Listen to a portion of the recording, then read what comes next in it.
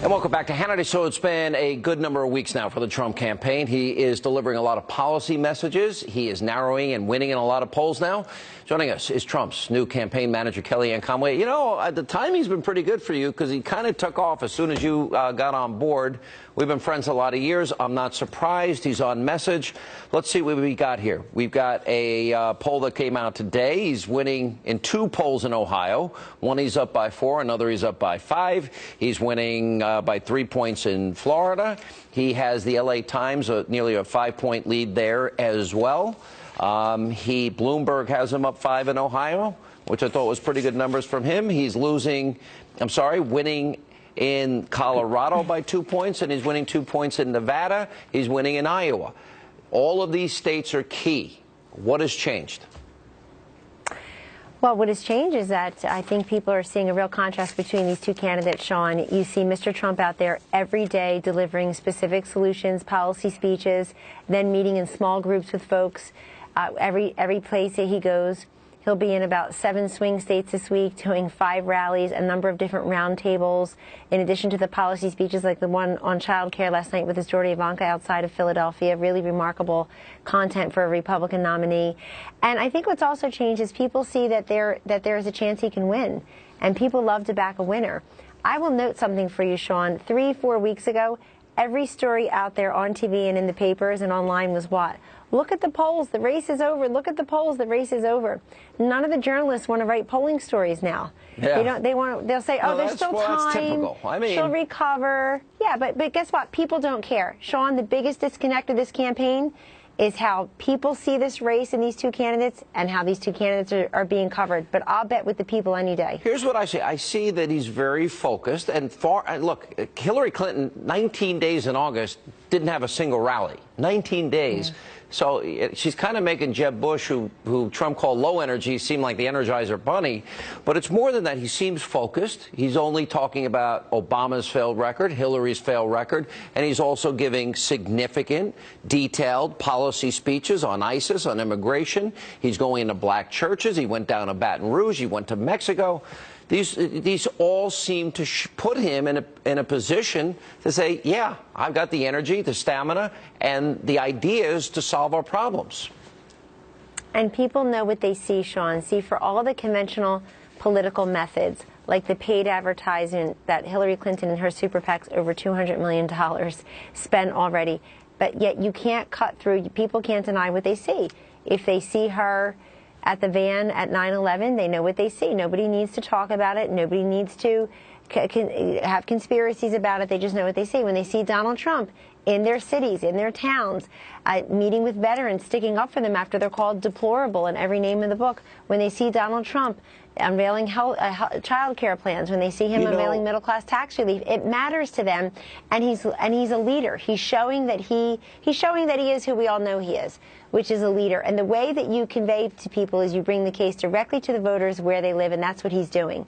You know, this is a choice election. We've been through a lot of elections together, but you want a president that can say radical Islam or one that won't? Do you want originalists like Scalia and Thomas on the Supreme Court, or more Sonia Sotomayor's and Justice Ginsburg's? Do you want to vet refugees or not vetting refugees and have a 550% increase? Do you want a wall, or do you want the bridge that Hillary wants on our border so anybody can walk in? Do you want to eliminate Obamacare, not eliminate Obamacare? You want to fire coal miners and put coal companies out of business, or do you want energy independence?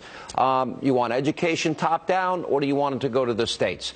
These are not These are significant and profound differences between these 2 candidates. Right. And there's still reluctance and resistance among the elites in the Republican Party, some of the establishment. What do you say to, if you haven't noticed, I'm fighting with every one of them right now, but what do you say to them?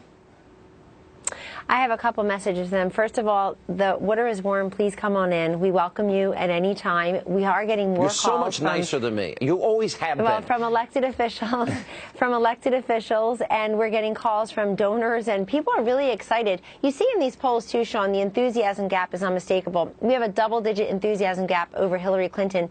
And you know what's changed in these polls, Sean? Likely voters. Many of these polls have shifted from the registered voter model to the likely voter model. And when you do that, you come upon more Trump voters because they're more enthusiastic and they're more willing to say so. So what I would say to the never Trumpers and the never happy, I would say to them, picture life under, I would say picture. By the way, that's as mean as you get. I'm a lot meaner. I say you own her if she wins, because you're sabotaging somebody who would put an originalist on the Supreme Court, who would get rid of Obamacare. So they make me a little more angry than you, but you've always been nicer. And you know, for the elected officials, Sean, I have two questions for them. First of all, aren't you moved and just startled by what's happening in your own states by this Trump movement? Have you ever had these kinds of rallies when you run for office? Really? Have you had these crowds? Have you had the percentage of the vote that he gets in such a crowded field in your? So you know they're also disrespecting their own voters at this point. And the second thing I would ask them is, can you really close your eyes and feel comfortable in a world where Hillary Clinton has appointed Supreme Court justices That's such a good point. Taxed and regulated us? Impact us for generations. All right, I'm running out of time. Real quick. I know he wasn't supposed to, but he went on Dr. Oz and revealed that he's in good health. And how's the debate prep going? Can you answer those two questions? Oh, boy. Sure. Those are related. Yes and yes. Great and great. So Dr. Oz had an opportunity as a medical professional to review the report, I suppose, or some of the numbers that Mr. Trump's doctor had revealed. And he said he's in great health.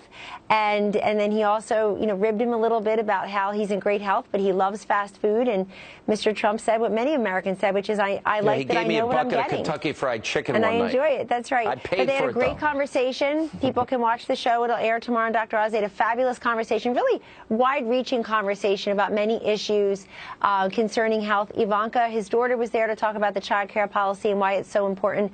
And so I think people will enjoy that. And look, there's no question that those of us who are non-medical professionals, Sean, can talk about stamina and energy and the punishing schedule and rigors of a campaign. And frankly, the rigors of being president. And if you look at the Morning Consult poll that was released today, 50% of Americans told those pollsters they think Hillary Clinton has lied about her health to the public. And 44%, you can't believe and 44%, Sean, that's right, 44% in that poll, though, said that they think her health may affect her ability to be president. Read the poll, Morning Consult. I saw it. Last question.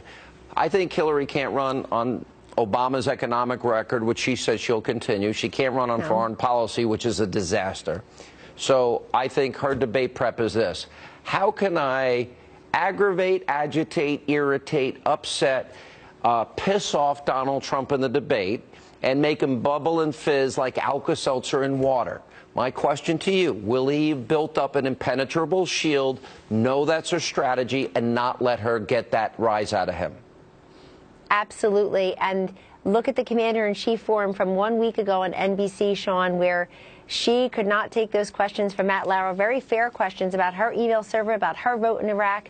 That veteran who stood up and said, if I did what you did, I'd be in jail. Why aren't you in jail? He was unflappable. Donald Trump was unflappable, and Hillary was all flustered. That's a good point. I think he's in her head. You're right. But debate, I think he's in her head, and she certainly is not in his head, I assure you. All right, I got to roll. And in debate prep, he is who he is. He knows all these issues. He's enjoying the conversations we're having. We don't need anybody to play the role of Hillary Clinton. We're all very versed in Hillary Clinton. All right. Kellyanne, great job. Good to see you. Polls are encouraging.